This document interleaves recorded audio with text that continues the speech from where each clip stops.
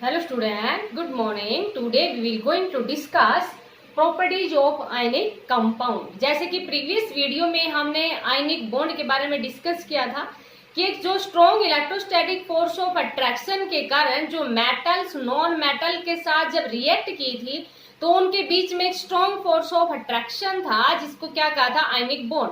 तो उसके बाद में जो स्ट्रॉन्ग फोर्स ऑफ अट्रैक्शन के कारण जो कंपाउंड बने उनको किसका नाम दिया था, आयनिक कंपाउंड का नाम दिया था। तो अब उनकी जो प्रॉपर्टीज हैं उनके बारे में डिस्कस करेंगे। तो फर्स्ट क्या है, फिजिकल नेचर, कि जो आयनिक कंपाउंड होते हैं वो सॉलिड होते हैं। समझ आ गया होगा आयनिक कंपाउंड क्या थे, जैसे कि सोडियम है वो ऑक्सीजन के साथ रिएक्शन की थी तो हमारे पास क्या बना था, Na2O।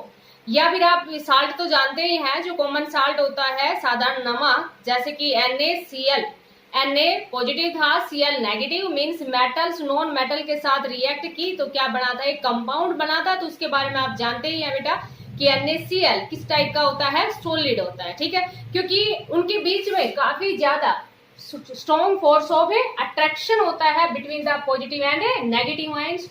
और ये जो कंपाउंड्स होते हैं वो नेचुरली ब्रिटल होते हैं, break into pieces when pressure is applied. समझ में आया बेटा, काफी इंपॉर्टेंट क्वेश्चन है ये, प्रॉपर्टीज ऑफ आयनिक कंपाउंड। तो फर्स्ट आपको क्या बताया, फिजिकल नेचर, कि ये सॉलिड होते हैं क्योंकि इनके बीच में काफी ज्यादा स्ट्रॉन्ग फोर्स ऑफ अट्रैक्शन होता है। मेटल्स और नॉन मेटल्स जब स्ट्रॉन्ग फोर्स ऑफ अट्रैक्शन के कारण जब बाउंड हुई थी तो उसको क्या कहा था, आयनिक बॉन्ड कहा था। और ये ब्रिटल होते हैं, ब्रिटल मीन्स टूट जाते हैं, and break into pieces when pressure is applied, जब प्रेशर अप्लाई किया जाता है तो ये टूट जाते हैं। समझ में आया बेटा। सेकंड प्रॉपर्टीज क्या है, कंडक्शन ऑफ इलेक्ट्रिसिटी, कि जो आयनिक कंपाउंड होते हैं वो गुड कंडक्टर ऑफ इलेक्ट्रिसिटी होते हैं। लेकिन बेटा यहाँ पर ध्यान रखना है, इन सॉलिड स्टेट में these are bad conductor of electricity, means these do not conduct electricity, क्योंकि सॉलिड स्टेट के अंदर ये बाउंड होते हैं एक स्ट्रॉन्ग फोर्स ऑफ अट्रैक्शन के कारण, जो कि टूटना बहुत ही टिपिकल होता है। मीन्स जब काफी ज्यादा हीट अप्लाई की जाती है या काफी ज्यादा उनके ऊपर प्रेशर अप्लाई किया जाता है तभी वो टूटते हैं, ठीक है। तो लेकिन टूट जाते हैं, कंडक्शन तो तब भी नहीं होता। कंडक्शन कब होता है, आयंस के द्वारा होता है। तो these are good conductor of electricity but in molten state. Molten state means क्या होता है, जब पिघल जाते हैं, जैसे कि मान लीजिए वाटर के अंदर उनको डिजोल्व कर लिया, तो जब मोल्टन स्टेट की बात करते हैं तब ये गुड कंडक्टर ऑफ इलेक्ट्रिसिटी होते हैं। बिकॉज जब ये, क्योंकि पहले तो इनके बीच में बहुत ज्यादा फोर्स ऑफ अट्रैक्शन होता है, काफी ज्यादा स्ट्रॉन्ग फोर्स ऑफ अट्रैक्शन होता है, और इन जो इलेक्ट्रोस्टैटिक फोर्स ऑफ अट्रैक्शन है ना बिटवीन अपोजिट चार्ज आयंस वो ओवरकम ड्यू टू हीट। जैसे अभी बताया ना आपको कि जब गर्म करते हैं तो गर्म करने से जो इलेक्ट्रोस्टैटिक फोर्स ऑफ अट्रैक्शन है वो कम हो जाता है और आयंस है वो फ्रीली मूव करने लग जाते हैं, और आयंस के कारण ही इलेक्ट्रिसिटी कंडक्ट होती है। But in solid state they do not conduct electricity because जो मूवमेंट ऑफ आयंस है वो सॉलिड स्टेट के अंदर पॉसिबल नहीं है due to the strong force of attraction. तो समझ में आ गया होगा बेटा, आयनिक कंपाउंड है वो गुड कंडक्टर ऑफ इलेक्ट्रिसिटी है, लेकिन ओनली किसमें है, मोल्टन स्टेट में। क्योंकि मोल्टन स्टेट में जब काफी ज्यादा हीट दी जाती है उनको, मोल्टन स्टेट के अंदर आयंस है वो फ्रीली हो जाते हैं, और मूवमेंट ऑफ आयंस के कारण ही जो चार्ज का फ्लो होता है तभी हमारे पास करंट प्रोड्यूस होता है। इसलिए ये मोल्टन स्टेट के अंदर गुड कंडक्टर ऑफ इलेक्ट्रिसिटी होते हैं, सॉलिड स्टेट के अंदर ये बैड कंडक्टर ऑफ इलेक्ट्रिसिटी होते हैं, बिकॉज मूवमेंट ऑफ आयंस है वो सॉलिड स्टेट के अंदर पॉसिबल नहीं है due to the strong electrostatic force of attraction.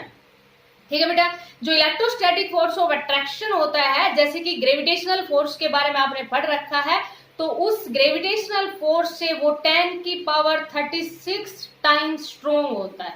समझ में आया, क्योंकि ग्रेविटेशनल फोर्स तो एक वीकेस्ट फोर्स है नेचर के अंदर। ठीक है बेटा, तो ये हमारे पास है कंडक्शन ऑफ इलेक्ट्रिसिटी। अब हम बात करते हैं इसकी थर्ड प्रॉपर्टी, जो कि हमारे पास क्या है कि आयनिक जो कंपाउंड होते हैं उनका मेल्टिंग एंड बॉइलिंग पॉइंट काफी ज्यादा हाई होता है। तो थर्ड प्रॉपर्टीज क्या है, melting and boiling point, melting and boiling point. ये आप जानते हैं बेटा, मेल्टिंग और बॉइलिंग पॉइंट। मेल्टिंग पॉइंट जिस टेम्परेचर के ऊपर कोई भी सब्सटेंस है वो मेल्ट होना स्टार्ट कर देता है, पिघलना, तो उसको मेल्टिंग पॉइंट कहते हैं, और जब उबलना स्टार्ट हो जाए तो उसको हम क्या कहते हैं, बॉइलिंग पॉइंट कहते हैं। तो जो आयनिक कंपाउंड होते हैं उनका high melting and boiling point होता है। आयनिक कंपाउंड हैव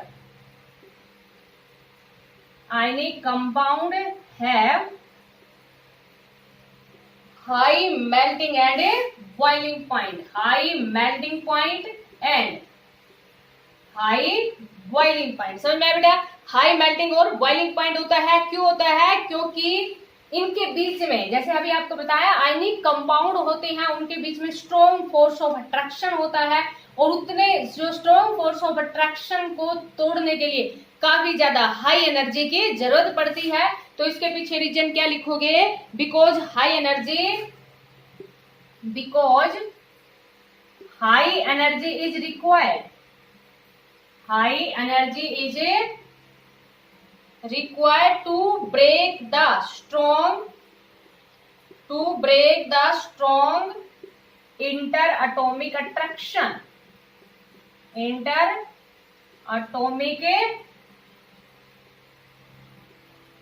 या इंटर आयनिक, क्योंकि आयनिक की बात कर रहे हैं तो आयंस की बात कर लेते हैं एटॉमिक की जगह। तो इंटर आयनिक अट्रैक्शन। समझ में आया बेटा?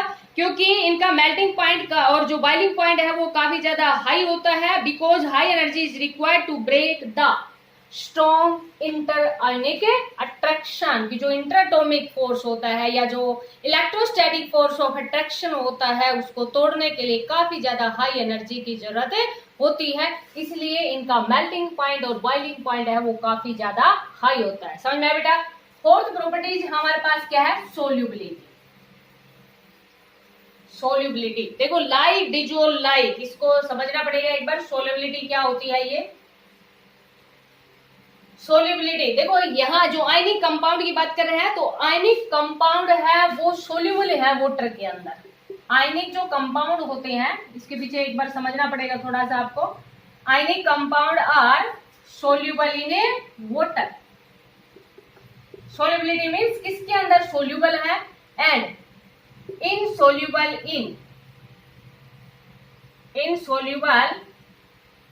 जैसे कि हमारे पास जो नॉन पोलर मॉलिक्यूल होते हैं, insoluble in solvent such that kerosene, petrol, benzene के बारे में अभी आपको नहीं पता, आगे आएगा ईयर क्लासेस में जो बेंजीन होता है इस तरह से। ठीक है बेटा, इसके बारे में आगे पढ़ोगे बेंजीन के बारे में। तो देखो ये हमारे पास क्या है कि जो आयनिक कंपाउंड होते हैं वो सोल्यूबल इन वाटर हैं और insoluble in solvent such that, जैसे कि कैरोसिन ले लिया, पेट्रोल ले लिया, ठीक है, एटसेट्रा कर लेना। बेंजीन नहीं भी लिखो तो यहां से कर लेना एटसेट्रा, क्योंकि बेंजीन हायर क्लासेज में अभी आपके पास नहीं है। ठीक है बेटा, तो देखो इसको समझने के लिए हम क्या करते हैं कि ionic compound are soluble in water, क्योंकि जो वाटर होता है ना, वाटर H2O, तो इसके अंदर क्या होता है? H पॉजिटिव होता है और OH नेगेटिव होता है। और जब इस तरह के हो ना, जिसमें एक पॉजिटिव हो और एक नेगेटिव हो, तो उनको हम क्या कह देते हैं? पोलर मॉलिक्यूल कह देते हैं। Means polar molecule, the molecule in which positive and negative charge are separated by some distance, means आप यहाँ पर ये चीज समझो ओनली, जो कि पॉजिटिव और नेगेटिव में डिजोल्व हो जाता है, या पॉजिटिव और नेगेटिव में आपस में, जैसे कि वाटर है, जब भी डिसोशिएट होता है तो डिसोशिएट होने के बाद में एक पॉजिटिव चार्ज आ गया, दूसरा हमारे पास कौन सा चार्ज आ जाता है? नेगेटिव, मीन्स H पॉजिटिव और OH नेगेटिव, तो इनको हम बोलते हैं पोलर मॉलिक्यूल। जैसे कि मान लीजिए यहाँ पर हम आयोडीन ही ले लेते हैं, तो आयोडीन के अंदर ना तो कोई पॉजिटिव चार्ज होता है और ना ही कोई नेगेटिव में डिसोशिएट होता है, तो इट मीन्स इसको हम क्या कहते हैं? नॉन पोलर मॉलिक्यूल कहते हैं। तो देखो बेटा यहाँ पर ये तो पोलर कह दिया और इसको क्या कह दिया? Non polar. मीन्स यहाँ पर हम ये यूज कर लेंगे like dissolve like, like dissolve like, means जैसे कि आयनिक कंपाउंड थे उनके अंदर आयंस थे, और पोलर मॉलिक्यूल भी वही होते हैं जिनके अंदर आयंस होते हैं, तो आयंस आयंस में डिजोल्व हो जाएगा। लेकिन अगर जिसमें आयंस नहीं होंगे, मीन्स जैसे कि जो आयनिक पॉजिटिव नेगेटिव चार्ज में वो सेपरेट नहीं हो सकते या ब्रेक नहीं हो सकते पॉजिटिव और नेगेटिव चार्ज में, तो उनको हम क्या कहेंगे? Non polar. तो जब यहाँ आयंस है और इसमें आयंस नहीं है तो इसमें ये डिजोल्व नहीं होगा। तो सोल्युबिलिटी आपको समझ आया बेटा। आयनिक कंपाउंड है वो सोल्यूबल इन वाटर होते हैं but insoluble in solvent such that kerosene, petrol etcetera. Because बस यहाँ पर ये तो आपको समझाने के लिए था, यहाँ पर लिख दोगे because they are a non polar molecule, because they are non polar. किस टाइप के होते हैं ये? नॉन पोलर होते हैं। कौन से? जैसे कि केरोसिन है, पेट्रोल, जैसे अभी आपको बताया था बेंजीन, ये किस टाइप के हैं? Non polar. तो नॉन पोलर में ये डिजोल्व नहीं होंगे। तो लाइक डिजोल्व लाइक, इस तरह से ध्यान रखना। समझ में आया बेटा? तो ये हमारे पास थी इसकी लास्ट प्रॉपर्टी जो कि क्या है? सोल्यूबिलिटी। तो ये है हमारे पास आयनिक जो कंपाउंड्स होते हैं उनकी प्रॉपर्टीज। तो आयनिक कंपाउंड्स की प्रॉपर्टीज में जैसे कि आपको फिजिकल नेचर के बारे में बताया, समझ में आया बेटा? सेकेंड हमारे पास से फिजिकल नेचर के बाद में जैसे कि कंडक्शन ऑफ इलेक्ट्रिसिटी की बात कर रहे हैं। थर्ड हमारे पास क्या है? Melting point and boiling point. और फोर्थ हमारे पास क्या है? सोल्यूबिलिटी।